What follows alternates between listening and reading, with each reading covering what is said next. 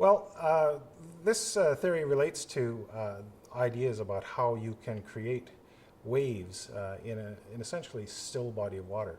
When you read the descriptions of what people interpret as Ogopogo, you see that there are some consistencies, and one of them is that the waves that they see are in essentially rather still water.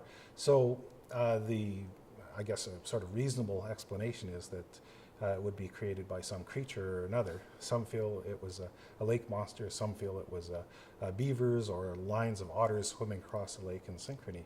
But there are other physical methods to produce waves in standing bodies of water that where the energy is provided by variations in the density of the water, and you get an overturn.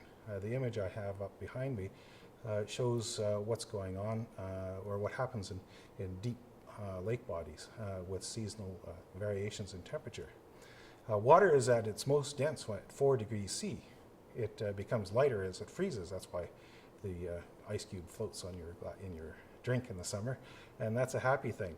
But when ice melts or water warms towards 4 degrees C, it becomes denser. Conversely, as water cools towards 4 degrees C, it becomes denser as well. So what happens in deep bodies of water is that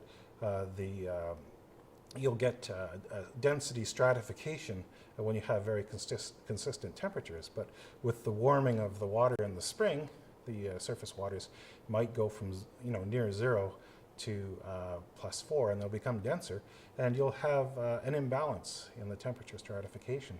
And that imbalance, if the conditions are fairly calm, but you get a trigger, the imbalance can correct itself rather quickly, and you might get the idea where one more dense layer is imbalanced with the underlying lighter layers, and it would just nosedive underneath there. And under those conditions, you could get rotation of water near the surface as one sheet slides past another, just shearing right in that area. Or else you could get a situation where water will form a standing wave. Now you see those in rivers very often. Kayakers love those standing waves. And those are often formed without respect to what's on the bottom. What you have is the propagation of a wave in gravity upstream, and where the propagating wave is close to the velocity of the stream going in the opposite direction, it'll get a standing wave form. And so the kayakers are often pull in there and just hang 10 and play around in those waves.